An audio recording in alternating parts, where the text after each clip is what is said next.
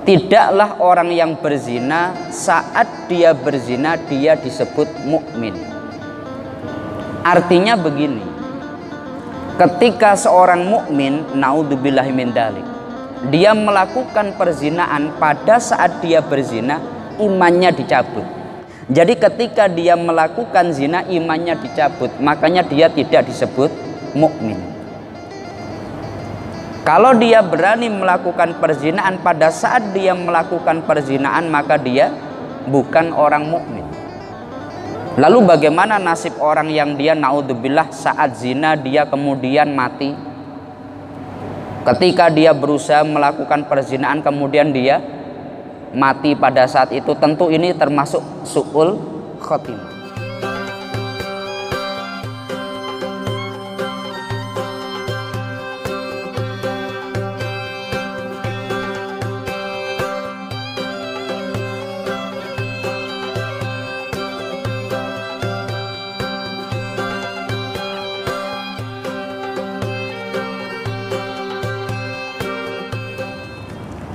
Assalamualaikum warahmatullahi wabarakatuh.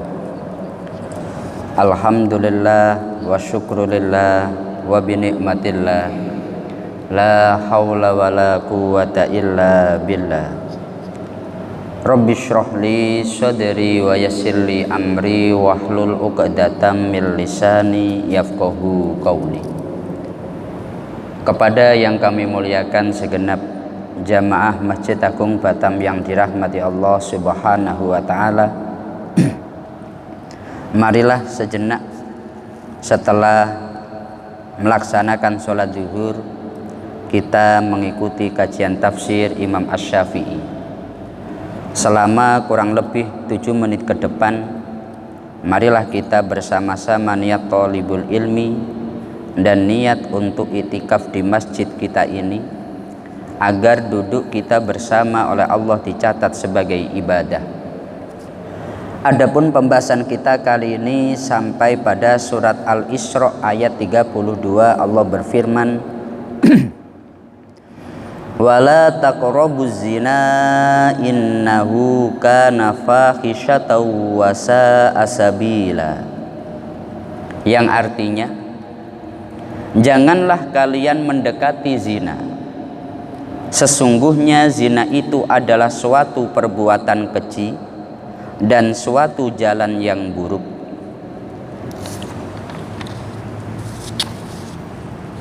Di dalam kitab Ahkamul Quran, Imam Asy-Syafi'i beliau berkata, dia Allah mengharamkan zina dalam firman-Nya wala taqrabuz zina, dengan beberapa ayat lain yang disebutkan di dalam Al-Quran.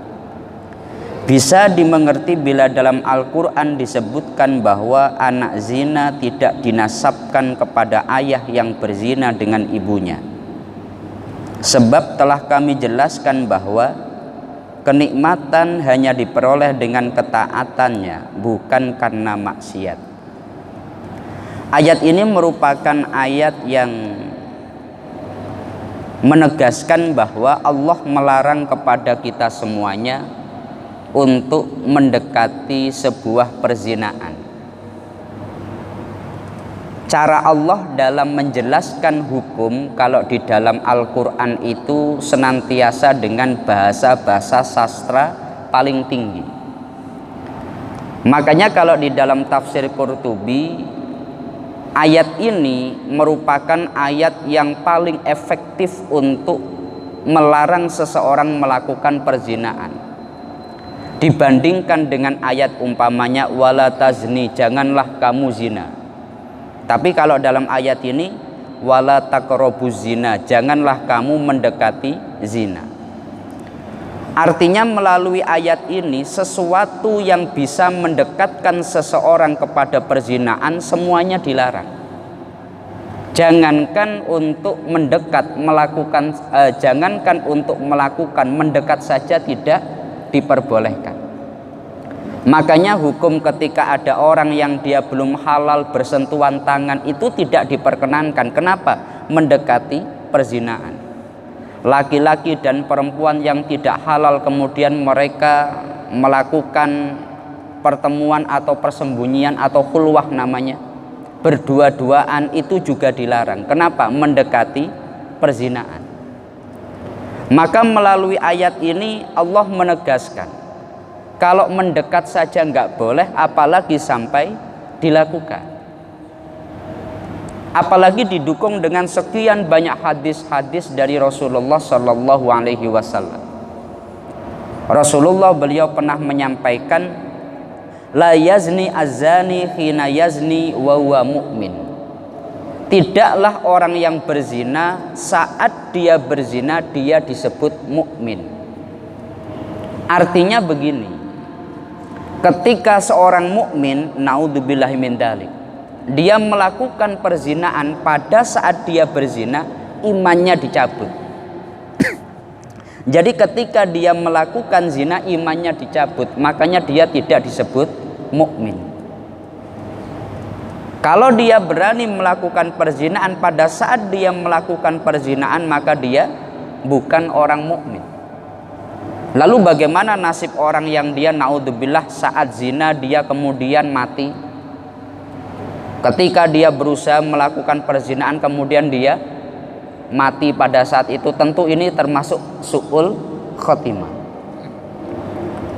Kemudian kalau kita lihat dalam salah satu kitab namanya Tangkihul Qaul, ketika menjelaskan masalah perzinaan, di sana disebutkan satu hadis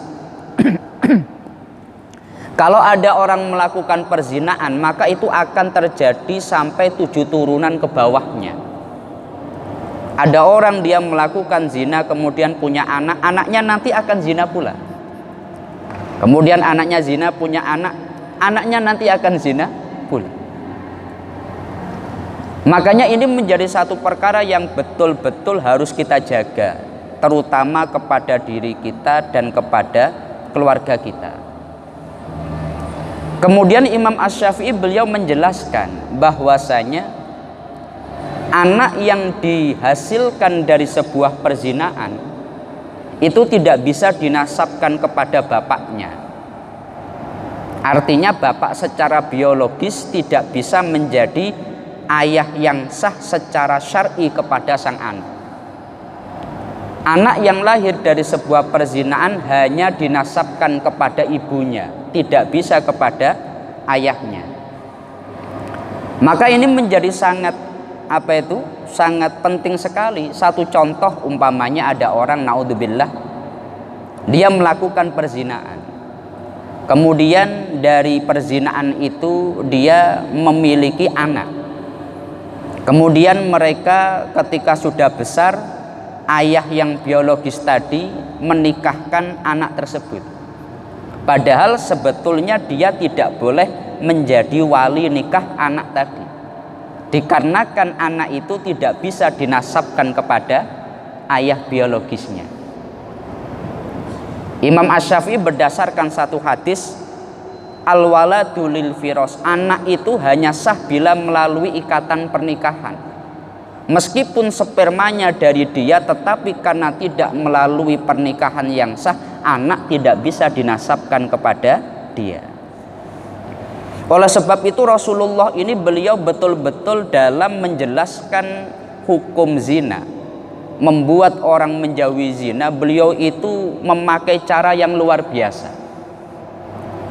Dalam hadis riwayat Imam Ahmad bin Hambal, dulu ada seorang sahabat itu dia datang kepada Nabi, inna fata syaban ata an-nabiyya faqala ya Rasulullah idzan li bizina. Nabi, saya Islam tapi saya tolong diperbolehkan zina, karena udah nggak bisa berhenti. Dia datang kepada Nabi minta untuk diperbolehkan zina. Para sahabat-sahabat yang lain itu semuanya marah, pingin memukuli sahabat tadi, kurang ajar, masa minta izin diperbolehkan zina, satu perkara yang nggak mungkin terrealisasi, tapi kok berani ngomong. Tapi Rasulullah beliau sangat bijak, jangan, biarkan dia. Kemudian pemuda tadi dipanggil, kamu mendekat sini. Setelah itu Rasulullah itu untuk menyadarkan orang tadi dengan bahasa yang sangat bijak. Kamu mau bila ibu kamu dizinai oleh orang? Tidak ya Nabi, demi Allah siapapun tidak akan suka bila ibunya dizinai oleh orang lain. Bagaimana kalau yang dizinai itu putri kamu? Saya akan marah Nabi. Orang pasti akan marah kalau putrinya dizinai. Bagaimana kalau bibi kamu? Kemudian disebutkan bagaimana kalau bibi kamu, bagaimana kalau saudari kamu, bagaimana kalau umpamanya cucu kamu, kamu marah enggak? Seketika dia tuh akhirnya lambat laun sadar. Awalnya dia tidak menyangka, dia itu punya pikiran zina itu satu perkara yang baik, tidak berpikir dampak negatifnya. Tapi melalui pertanyaan-pertanyaan sederhana itu Nabi menyadarkan bahwa perilaku yang dilakukannya itu betul-betul jelek. Dilakukan dengan siapapun itu juga jelek. Maka seketika Rasulullah beliau menyampaikan, ya semoga Allah memberikan ampunan atas dosa-dosamu dan memberikan hidayah kepada dirimu. Tetapi ini adalah sebuah cara Rasulullah untuk menyadarkan orang yang melakukan maksiat. Kadang dia tuh nggak sadar. Ketika disebut zina itu maksiat, dia tetap melakukannya karena kadang dia tidak menganggap itu jelek. Maka Rasulullah dengan satu pertanyaan yang menohok hatinya, kalau yang dizinai itu ibumu, kamu mau apa enggak? Tidak Nabi. Kalau putri kamu, mau apa enggak? Tidak Nabi.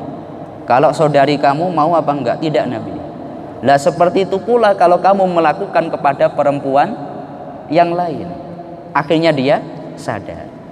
Makanya di dalam ayat ini disebutkan bahwa zina itu fahisyatau wasa asabila, merupakan satu perkara yang keji, perbuatan yang keji, dan merupakan jalan yang sangat buruk. Sebagai penutup, semoga kita semua, keluarga kita, keturunan kita terjauhkan dari perbuatan zina. Semoga kita semuanya, keluarga kita, keturunan kita dijaga oleh Allah dari perbuatan zina. Na'udzubillahi min dzalik. Kurang lebihnya dari kami itu yang bisa kami sampaikan. Akhirul qauli wallahul muwafiq ila aqwamit thoriq. Wassalamualaikum warahmatullahi wabarakatuh.